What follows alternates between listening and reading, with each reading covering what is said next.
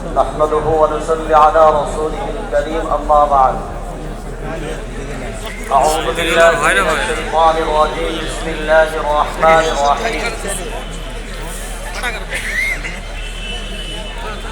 وتعاونوا على البر والتقوى ولا تعاونوا على الإثم والعدوان صدق الله العظيم وقال النبي صلى الله عليه وسلم الكفر ملة واحدة أو كما قال عليه الصلاة والسلام শ্রদ্ধেয় সম্মানী আজকের এই সভার সভাপতি মুসলিম পার্সোনাল ল বোর্ডের আমাদের পশ্চিমবঙ্গের স্বনামধন্য দায়িত্বে আছেন হযরত উপস্থিতি এবং আমাদের যারা আজকে মঞ্চে আছে সমস্ত সম্মানীয় উলামায়ে কেরাম অতিথিদেরকে এবং আগত সমস্ত মেহমান, বিশেষ করে পশ্চিমবঙ্গের কোনায় কোনায় যে সমস্ত সংগঠন যাদের অক্লান্ত পরিশ্রমে আজকের এই মঞ্চ এবং ময়দান আমরা তৈরি করেছি, আমরা প্রথম সকলকে ধন্যবাদ জ্ঞাপন করি। আপনাদের এই প্রচেষ্টাকে সাধুবাদ জানাই।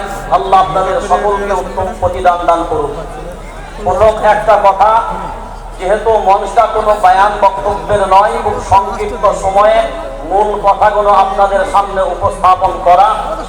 প্রথম কথা হলো, আমরা পশ্চিমবঙ্গের প্রায় 3 কোটি জনসংখ্যা মুসলমান, ভোটটি আপনার 40% মুসলমান, জনসংখ্যার নিরিখে 31% মুসলমান, 38,300 মতন গ্রাম, 35,000 গ্রামে মসজিদ, 1 লক্ষের মতন মসজিদের সংখ্যা, হাজার হাজার মাদ্রাসা, খারিজি মাদ্রাসা, এমএসকে মাদ্রাসা, সিনিয়র মাদ্রাসা, সরকারের মাদ্রাসা, তারপরে তাবলীগ, ফুরফুরা, দেওবন্দি, বেরেলি, হানফি, শাফি, মালিকি, হাম্বলি, কাদরিয়া, চিশতিয়া, নকশবন্দিয়া, মুজাদ্দিদিয়া, মু'তাজিলা, খাওয়ারিজ, নাজ্জারিয়া, জাবারিয়া, মুশাব্বিয়া, নাহিয়া, জামাত ইসলাম, আহলে হাদিস, আজমগাছি, পিয়ারডাঙ্গা, দলেরও অভাব নাই, মতেরও অভাব নাই।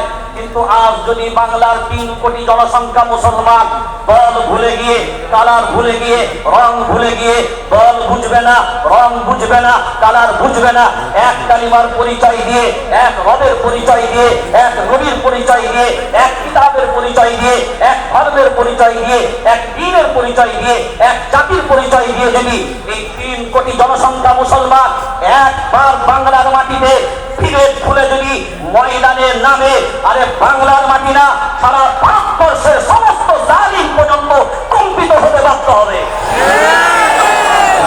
শুধুমাত্র একটাই দুর্বলতা, আমরা সময়ের সাপেক্ষে একতার কথা বললেও অন্তরের মিলবন্ধন আমাদের মাঝখানে যদি এককভাবে যদি আমরা জুড়তে পারি, যদি আমরা আমাদের চেয়ারের সবকিছুকে উপেক্ষা করে আমরা যদি মনে করি ঐক্যবদ্ধভাবে লড়াই করব, সবাই মাথায় রাখবেন একটা জিনিস, এটা প্রত্যেকটা মানুষের জানা দরকার।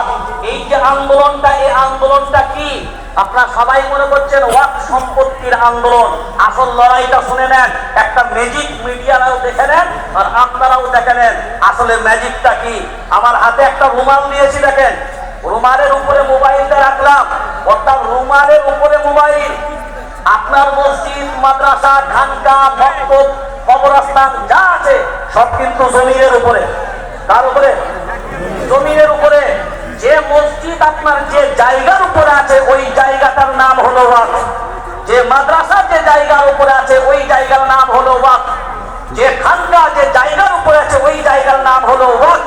সরকার চক্রান্ত করে এই যে জায়গা নেবো বলেছে, মানে জায়গা যদি টান দেয়, জায়গার উপরে মসজিদ, জায়গার উপরে মাদ্রাসা, জায়গার উপরে খানকা, জায়গার উপরে সবকিছু, তাহলে জায়গা টান দিলে মসজিদ থাকবে না যাবে? থাকবে না যাবে? এই 3 কোটি পশ্চিম বাংলার মুসলমান তারা কি মাথা চুপ করবেন না দলাদলি করে সব নিজেরা চুপ করে বসে থাকবেন? বরঞ্চ এক বাক্যে এই বাংলার মাটি না, সারা ভারতবর্ষ পর্যন্ত মনে রাখতে হবে যে আমাদেরকে ক্ষতি করার ক্ষমতা সারা পৃথিবীর জালিমের নেই, যতক্ষণ পর্যন্ত আমরা নিজেরা নিজেদের ভিতরে গাদ্দারি না করি। যদি আমরা গাদ্দারি না করি, হিম্মত নেই কারোর পছন্দ বাঁকা করতে, কারণ हम वो ईटा नहीं, हम वो ईटा नहीं जो दीवारों से टूट जाए, हम तो वो पत्थर है जो पहाड़ों से भी टकरा जाए, फिर भी कोई पहाड़ नहीं जो हमें तोड़ सके, अरे हिंदुस्तान तो क्या दुनिया में भी किसी माई का नाम नहीं जो मुसलमान को मिटा सके। वक़्फ़ काला कानून बंद करो, वक़्फ़ काला कानून बंद करो, वक़्फ़ मानছিনা মানবো না, মাদ্রাসা সম্পত্তি রক্ষা করতে আমরা লড়ছি। বাস এক কথায় আমরা যদি ঐক্যবদ্ধভাবে থাকি ইনশাআল্লাহ সাফল্য আমাদের অনিবার্য। কিন্তু কোন অবস্থায় আমরা যেন নিজেদের মতো করে বিভেদ না করি। সেই জন্য মনের দিক দিয়ে ফ্রেশ হয়ে কাজ কালো কপিল কালো, কালো মাথার কেস, সবচাইতে বেশি কালো মনের হিংসালে, নিম পেতো নিন্দা পেতো, পেতো ভাঙা ঘর, সবচাইতে বেশি পেতো 200 দিনের ঘর। চাকা গোল পয়সা গোল, গোল আলু গোল, সবচাইতে বেশি গোল মনের গন্ডগোল। জমিয়তুল আইম্মা ওয়াল উলামা জিন্দাবাদ, ভারতবর্ষ জিন্দাবাদ, আমাদের সংহতি সম্প্রীতি জিন্দাবাদ। আসসালামু আলাইকুম ওয়া রাহমাতুল্লাহ।